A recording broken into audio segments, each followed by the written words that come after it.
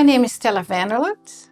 The items that I brought today were given to me by my family members, specifically my grandmother and later my father. My grandmother was one of the most heroic women that I ever knew in my life. Despite Dutch neutrality in the Second World War, Germany invaded the Netherlands in 1940. The Dutch forces surrendered in just 5 days, while the Dutch government and royal family fled to England. The Nazi occupation of the Netherlands was brutal, with citizens suffering through forced labor and malnutrition. For Dutch Jews, it was even worse. Only 27% of them survived the Holocaust.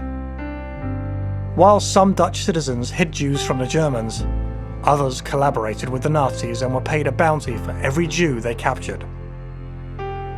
By the end of the war, more than 200,000 Dutch men, women, and children were dead, half of them Jews. Welcome to the show, Stella. Thank you very much for coming in and bringing these wonderful artifacts. Thank you, Gary. Yes, my grandmother moved to the Netherlands in 1924 after World War I, and she was brought in as a maid. My grandfather was married, the wife was sick, and my grandfather decided he needed someone to help him in the household, so they employed my grandmother. Your grandfather's house is being the gentleman she eventually married? Yes, my grandmother was basically the only one from her family who were sent to the Netherlands. She brought with her whatever she could carry. So in that can, she brought some jewelry. It was sort of like a bit of an insurance policy for her in that if she had to, she could have turned it into cash. Well, you have to understand that in Germany in the 30s, there was a huge depression. Mm-hmm. There was high unemployment. Most of the young men were killed. There was a big surplus of young unmarried women and, no money. So any wealth they had was basically in jewelry. It's the same goes for the Jewish people. What do you take with you? You take portable wealth with you. Okay, so this artifact here that you brought in was, as you said, was Star David. The Jews in Europe from the Middle Ages were required to wear some form of identification on their clothing. How was it that your grandmother came upon this? My grandmother had a boarding house when the war broke out. She knew that her young lady tenant who was engaged to this Jewish gentleman was going to be in danger. So they decided to hide him in the house with her. Next door to him was a Gestapo officer. And they had to be really quiet, of course. And he always was very polite to Miss Kroll. He always said to her, good morning, good afternoon, how are you? And she was like, if you only knew what we are having here. He has been hidden among the Germans since 1942 and hasn't been outside until the end of the war. So he never left the house, so really the star didn't get much wear. Correct. That's why it's in such great condition still.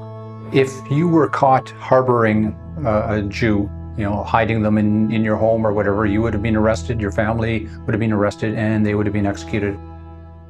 So Gary, you can understand that during a war situation where food is scarce and hiding someone and having an extra mouth to feed is difficult. My grandfather, as I mentioned, was an electrician.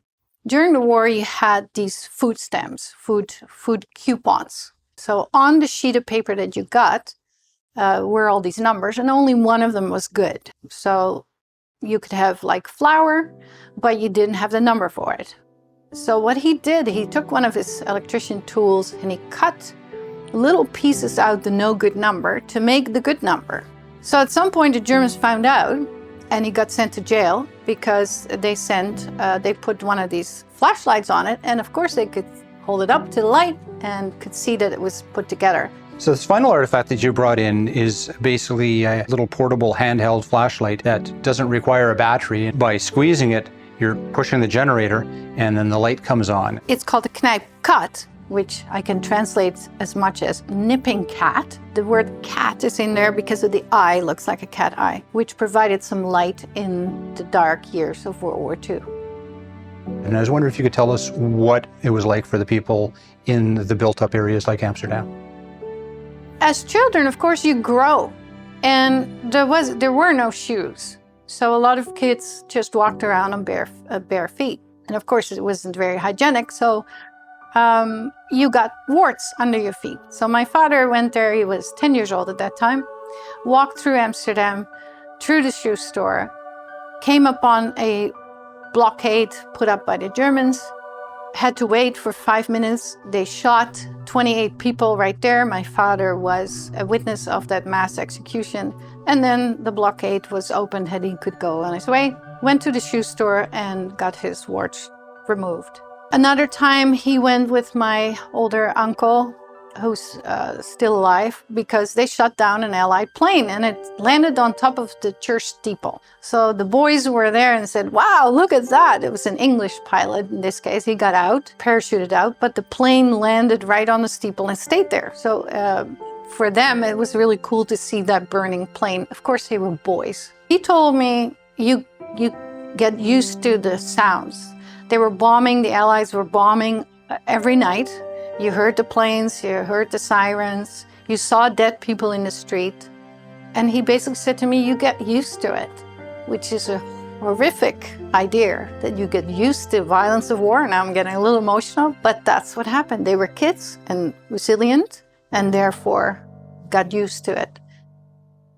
So Stella, you brought in some wonderful artifacts that would make a welcome addition to the Army Museum.